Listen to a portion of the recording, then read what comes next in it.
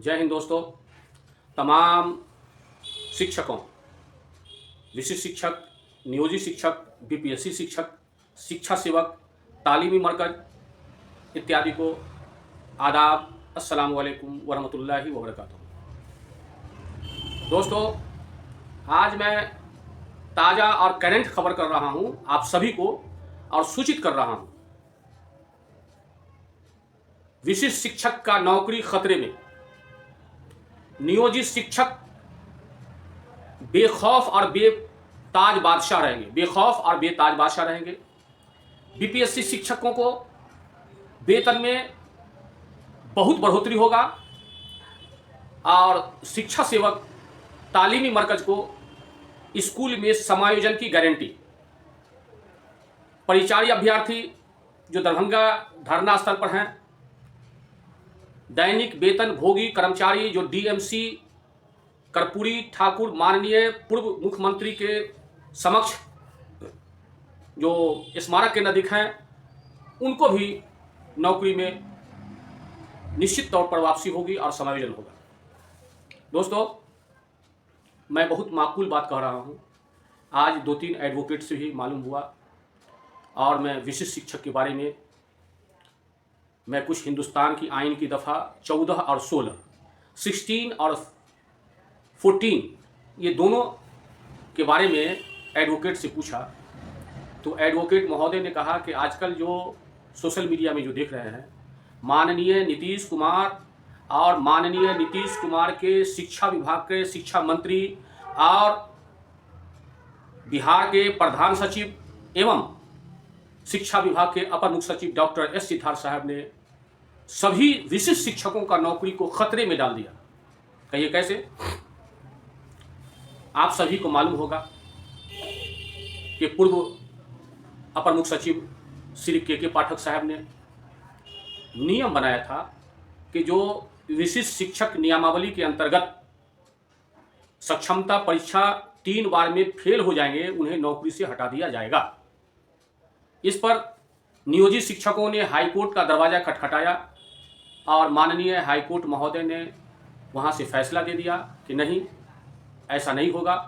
नियोजित शिक्षक 60 साल के लिए परमानेंट हैं, वो रहेंगे और नियोजित शिक्षकों का अदालत यानी कोर्ट जो प्राधिकार है वह रहेगा। जबकि के पाठक ने प्राधिकार को ध्वस्त करने का जो है 4 IAS से सिग्नेचर करा करके नियमावली पास करा दिया था। लेकिन आप सभी को मालूम होना चाहिए कि सरकार 4 होता है। सबसे पहले विधायपालिका जो विधानसभा और लोकसभा से कानून पास होता है और राज्यसभा में जाता है, विधान परिषद में जाता है, वहां से फिर वापस हो जाता है, फिर पास करके जाता है और फिर विधान परिषद या राज्यसभा से वापस हो जाता है। तीसरी बार माननीय महामहिम गवर्नर हाउस या महामहिम राष्ट्रपति महोदय के यहाँ जाता है, वो सिग्नेचर हो जाता है, वो पास हो गया, वो कानून हो गया।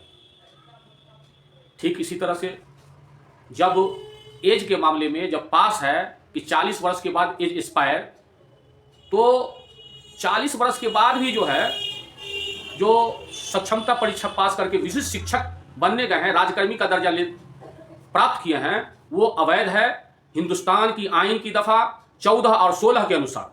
चूंकि शिक्षा विभाग ने सभी विशिष्ट शिक्षकों को जाल में फंसा दिया।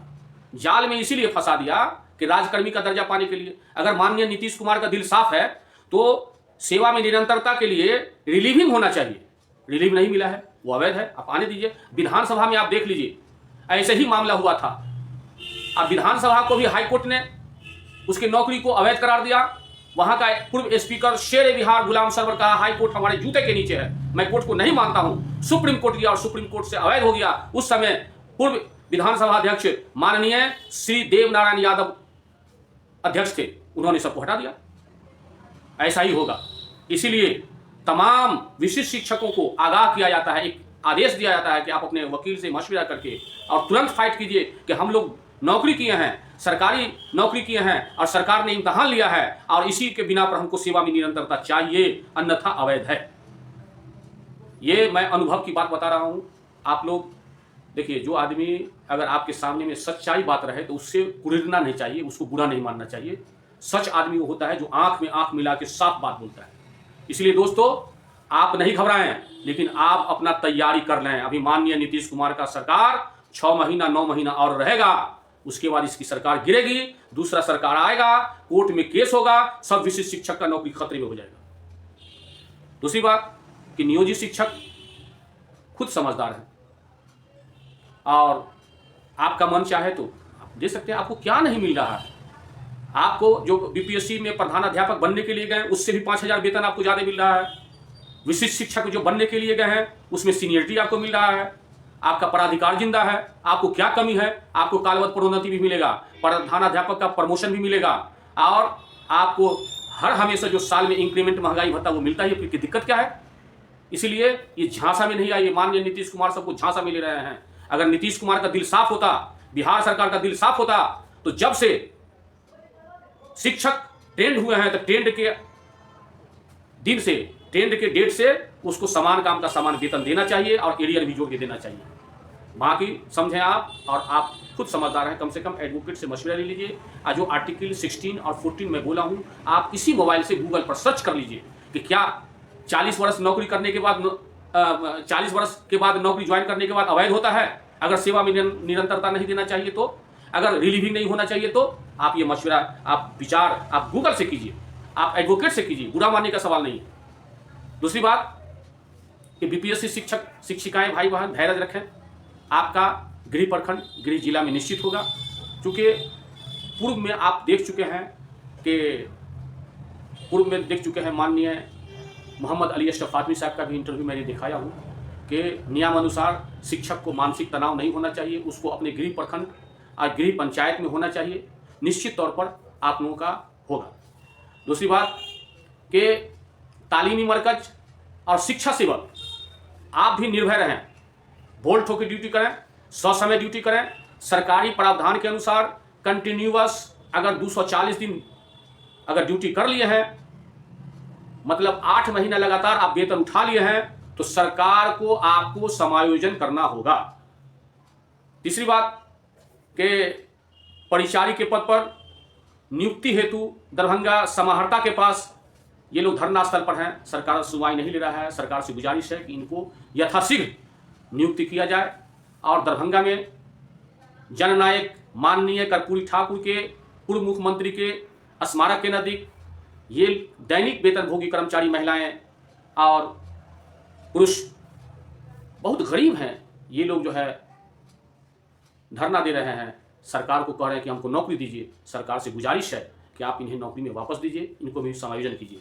दोस्तों आप देखिए जी, आपका क्या कहना है? सर, हमारा और हम सभी पैनल भाइयों का एक ही एक सूत्री मांग है बिहार सरकार से और माननीय जिलाधिकारी पदाधिकारी महोदय से, जो हम लोग 12 से संघर्ष करते आ रहे हैं, अति शीघ्र हम लोगों को नियुक्ति परिचारी पद पर किया जाए। चूँकि सर हम लोग 22/1/2025 से यहाँ ठंडा में अनिश्चितकालीन धरना पर बैठे हुए हैं, लेकिन दुर्भाग्य की बात है सर, जो हम लोग भी बिहार का और भारत का नागरिक हैं, लेकिन यहाँ जिला पदाधिकारी महोदय हैं, सामने कमिश्नर साहब का कार्यालय है और सारे पदाधिकारी अगल बगल में रहते हैं, लगते हैं जो सारा का कान बहरा हो चुका है। ये संवेदनशील सरकार है, संवेदनशील पदाधिकारी है, मानवता के नाते भी थोड़ा सा हम लोग से सुधी लेना चाहिए। जो भाई क्या परिस्थिति है आप लोगों के, इतने दिनों से आप लोग काहेला बैठे हुए हैं, कोई शुद्धि बुद्धि नहीं लिया जा रहा है सर। हम लोग का उम्र समाप्त है, हम लोग का बाल बच्चा रोड पर है सर। हम लोग परिचारी पद से 2012 से संघर्ष करते आ रहे हैं। इस बीच सुप्रीम कोर्ट का आदेश भी निकल चुका है, जो पुराने नियम से ही हम लोगों को बहाली किया जाना है।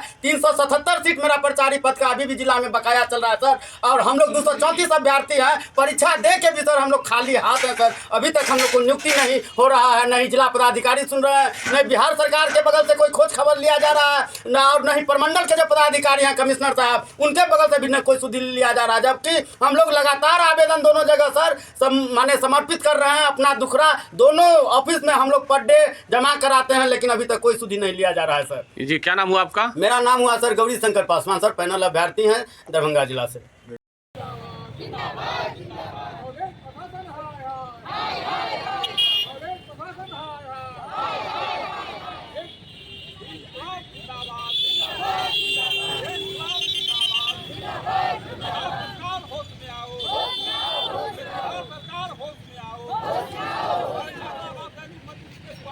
होगा